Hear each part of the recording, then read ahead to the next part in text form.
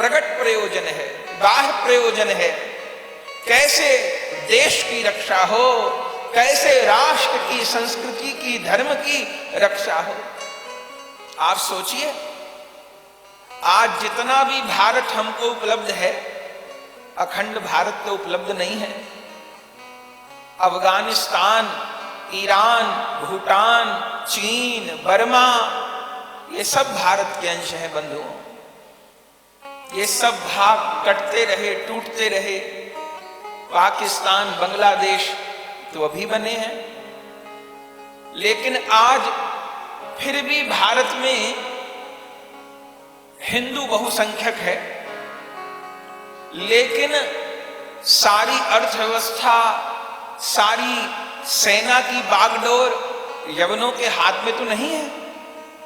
महाप्रभु जी के काल में तो सारी सैन्य व्यवस्था यवनों के हाथ में थी, सारी अर्थव्यवस्था यवनों के हाथ में थी, और हिंदू की कहीं सुनवाई नहीं थी। लेकिन धन्य है महाप्रभु जी को, धन्य है गौरांग अवतार को। ऐसी कीर्तन की लहर, ऐसी कृष्ण नाम की, कृष्ण भक्ति की गंगा महाप्रभु प्रवाहित किए हैं। हरि बोल कहकर पूरे भारत वर्ष के हिंदू समाज को एक किया। हम लोग सुनेंगे जब नवद्वीप में उस चांद काजी ने संकीर्तन पर पाबंदी लगा दी थी, घोषणा कर दी थी, कानून बना दिया था कि कोई हिंदू कीर्तन नहीं कर सकता, किसी के घर से घंटी बजाने की आवाज ना आ जाए, करताल की आवाज ना आ जाए, किसी के दरवाजे पर गाय न बंधी हो, किसी के दरवाजे पर तुलसी जी का पौधा ना हो। आप देखिए चरित्र खोल के, तुलसी जी के पौधे पर यमन लोग मलमूत्र कर जाते थे, उखाड़ फेंकते थे तुलसी जी के पौधे को। ऐसा कठिन समय था, ऐसा कठिन समय था कि हिंदू लोगों को भी दाढ़ी बढ़ानी पड़ती थी, शौर्य कार्य करने के लिए, चोटी रखने के लिए नाई नहीं मिलते थे। यवनों ने शमशान घाटों पर कब्जे कर लिए थे, हिंदू को दाह संस्कार के लिए स्थान नहीं मिलते थे। ऐसा कठिन समय था।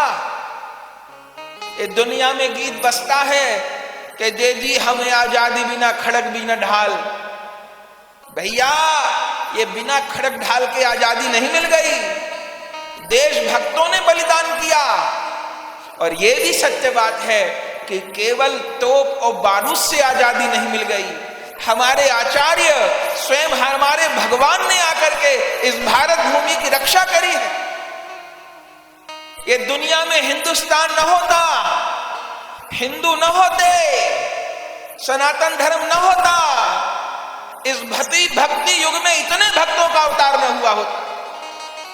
जब स्वयं श्री रामानंदाचार्य जी के रूप में प्रकट भये, कैसे कैसे श्री नाभा गोस्वामी जी भक्तमाल जी में कहते हैं, श्री रामानंद रघुनाथ जो दिव्य सेतु जग तरन कियो, बहुत काल बबुधार के प्रणत जनन को पार कियो।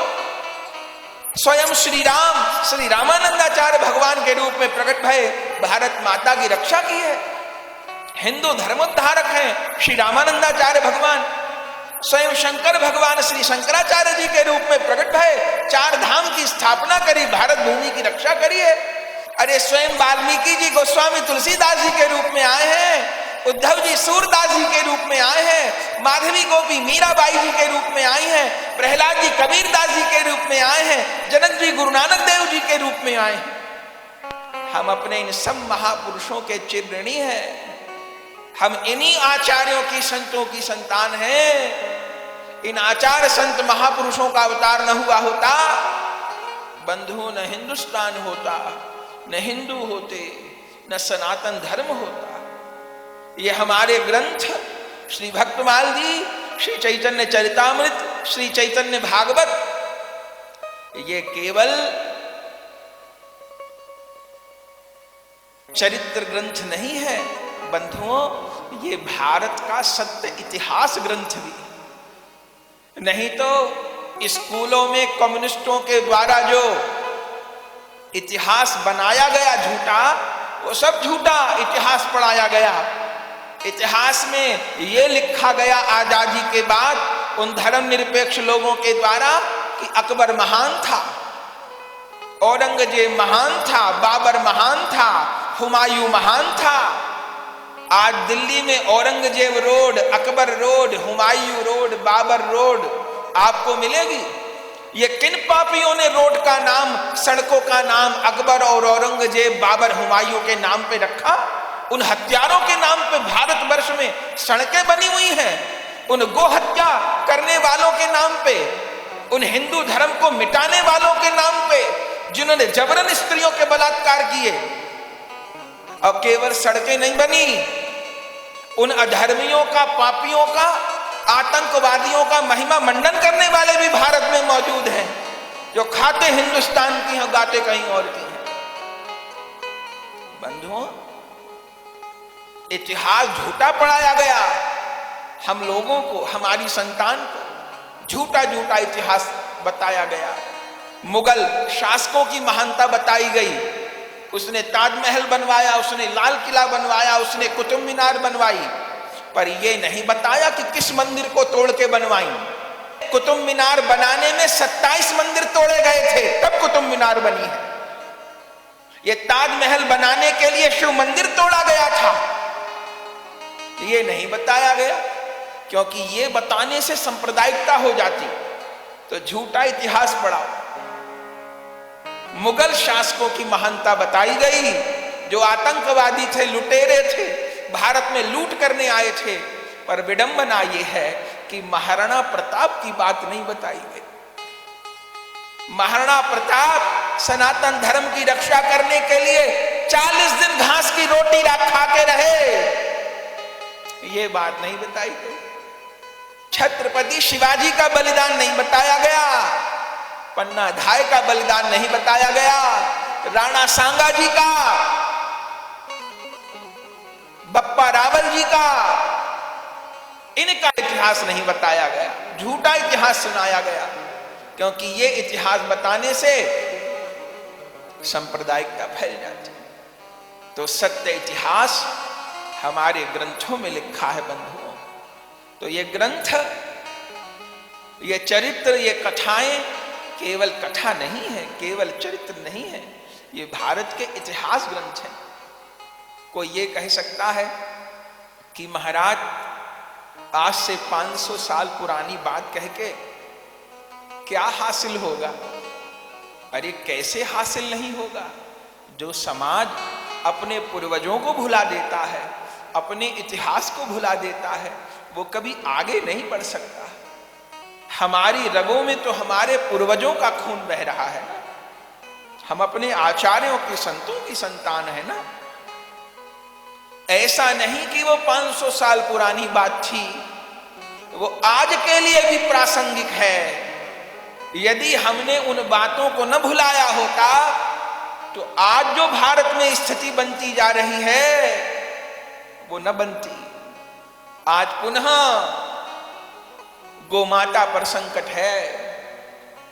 इस भारत भूमि में जहां गोपाल ने गैया चराई हो, उस भारतवर्ष में गोमाता के कत्ल खाने खुले हैं, गोमाता की तस्करी होती है, मांस बेचा जाता है टनो टनो। तो ये सब विडंबना, हम अपना इतिहास भूल गए। टीवी के द्वारा, पिक्चरों के द्वारा ये बताया गया कि गाय तो पशु है, ये माता थोड़ी है, ये तो पशु है। और अपनी संस्कृति को जाना होता, ग्रंथों को जाना होता, तो बचपन से हमारे खून में ये बात रहती, गाय पशु नहीं है, गाय माँ है। और जब ये मान लिया होता कि गाय माँ है मन से, तो कोई अपनी माँ को कटने देगा क्या?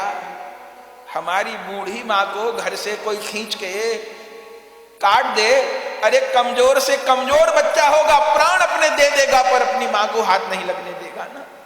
तो जिसने हमको जन्म दिया वो तो हमारी माँ है।